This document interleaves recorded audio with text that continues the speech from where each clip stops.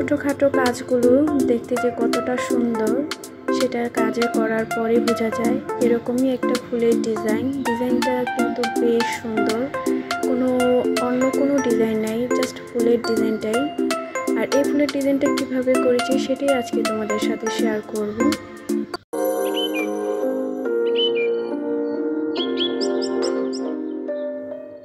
Hello বন্ধুরা, আসসালামু আলাইকুম। লামিজ ডিমে তোমাদের সবাইকে স্বাগতম। দূরদূরান্ত থেকে যারা আমার ভিডিওটা দেখতেছো সবাইকে জানাই অসংখ্য ধন্যবাদ। আশা করি সবাই ভালো আছো। আলহামদুলিল্লাহ, আমরাও ভালো আছি। এই ছোট ফ্লাওয়ার ডিজাইনটা নিয়ে আজকে তোমাদের সাথে শেয়ার করব ভিডিওটা। আর এই ডিজাইনটা করার জন্য আমি ফ্রান্স নট বা গিট সেলাই সেটা ইউজ করব। আর এটা দিয়ে ফুল করার পর যে ফুলটা কত সুন্দর হয়েছে তা তোমরা ভিডিও শুরুতেই দেখতে পেয়েছো। আর এটাই কিভাবে আমি করতেছি সেটাই আজকে তোমাদের সাথে শেয়ার করব। তাই ভিডিওটা স্কিপ না করে আমার ভিডিওটা সম্পূর্ণ জুড়ে থাকো। যেহেতু রোজার দিন তাই ছোটো মধ্যেই ভিডিওটা শেষ করে দিব, তাই ভিডিওটা কেউ স্কিপ করো না। আর যারা আমার ভিডিওটা দেখা শুরু করেছো প্লিজ একটা লাইক দিয়ে দিও। তোমাদের ছোট্ট একটা লাইক আমার ভিডিওটা সবার মাঝে পৌঁছে দেবে। আর যেসব আপুরা আমার চ্যানেলে নতুন এসেছো তারা প্লিজ আমার ভিডিওটা সম্পূর্ণ ওয়াচ করো। যদি আমার ভিডিওটা ভালো লেগে যায় তাহলে অবশ্যই আমার চ্যানেলটা সাবস্ক্রাইব করে আমার পাশে থেকে যেও। অল অপশনের বাটনটা ক্লিক করে রেখো যাতে পরবর্তীতে ভিডিও আপলোড করলে তোমাদের কাছে নোটিফিকেশন চলে যায়। এই যে ছোট ছোট ফুলটা দেখতেছো, আমি এই ফুলের ডিজাইনটা শুধু ফ্রান্স নট যে সেলাইটা সেই সেলাইটা দিয়েই কিন্তু আমি করে যাচ্ছি। আর দেখতেই পাচ্ছ এক পাশ থেকে আরেক পাশ করে করে আমি এই ডিজাইনটা করে যাচ্ছি।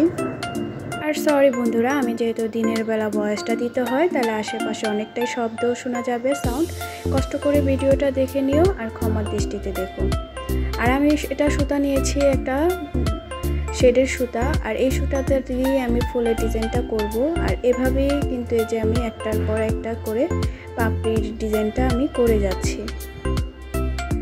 সবাইকে দেখতেছি ঈদের শপিংয়ের ব্লগ দিচ্ছ, ভাবতেছি আমার শপিংটাও করা কমপ্লিট হয়েছে, তাই আমি ঈদের শপিংয়ের ব্লগগুলো সামনেই তোমাদের সাথে একটু শেয়ার করব। আসলে আমরা ছোটোবেলা যখন ঈদের কাপড় চোপড় কিনতাম তখন কাউকে দেখাতাম না, লুকিয়ে রাখতাম যে ঈদ চলে যাবে, এরকম একটা চিন্তা থাকতো। কিন্তু এখন বড় হয়েছে, এখন আর ওই রকম চিন্তা নাই। মনে হয় ঈদ তো ঈদই, এরকমও যায় যে ঈদের ড্রেসও আমি এখন বানাই না। ঈদের পর ঝামেলা, মানে হাত যখন নাকি একটু ফ্রি থাকি তখন সুন্দর করে নিজে জামাটা ডিজাইন করে বানানোর জন্য রেখে দিই।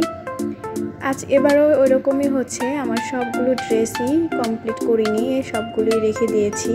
হয়তো ঈদের আগে একটা জামা বানাবো, কিন্তু তাও বানাই কিনা ঠিক নাই, যেহেতু একটু কাজের চাপ।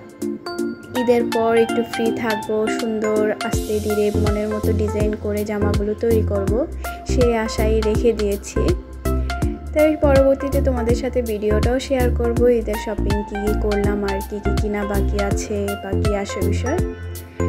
নেক্সট ব্লগে তোমাদের সাথে ওইটা শেয়ার করে দিব ভাবতেছি। সবাই যেহেতু ঈদের সব কিছু শেয়ার করতেছো তাই ভাবলাম আমিও আপনাদের সাথে আমার ঈদের শপিং ব্লগটা শেয়ার করি। আজকে তোমাদের এই ছোটোখাটো ফুলের ডিজাইনটা দিয়েই আমি আজকে ভিডিওটা শেষ করব। যেহেতু এই ডিজাইনের ফ্লাওয়ারটা অনেকটাই সুন্দর, অনেকটাই কিউট হয়েছে।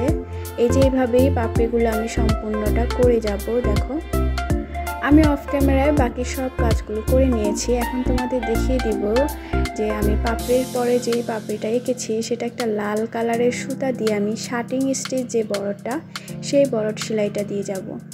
এতে ফুলের সৌন্দর্যটা কিন্তু আরও বৃদ্ধি পেয়েছে, দেখতেই পাচ্ছ।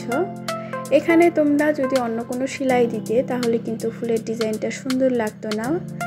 এই শার্টিং স্টিচটা দেওয়ার কারণে ফুলের ডিজাইনটা বলো, ফুলের কম্বিনেশন যে কালারটা হয়েছে সেটা কিন্তু খুব সুন্দর লাগতেছে। আর এরকম ফুল ডিজাইন করে কিন্তু সম্পূর্ণ ওড়নায় কাজ করা বা জামা বলো সব কিছুতেই কিন্তু বেশ লাগে।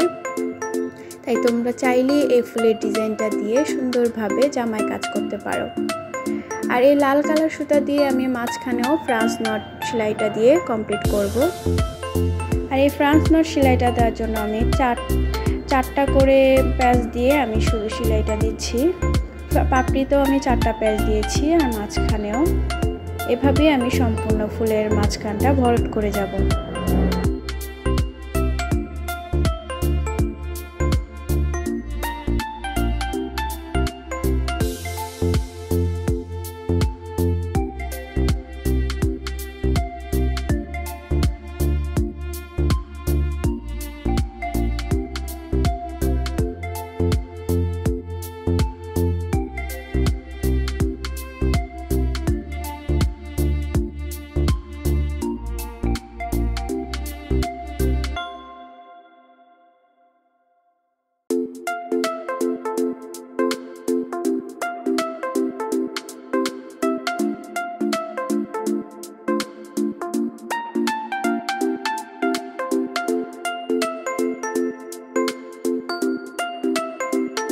এই তো আমার ফুলটা কমপ্লিট। কেমন হয়েছে সবাই কমেন্ট করে অবশ্যই আমাকে জানাবা। আজকে এ পর্যন্তই। সবাই ভালো থেকো, সুস্থ থেকো। আল্লাহ হাফেজ।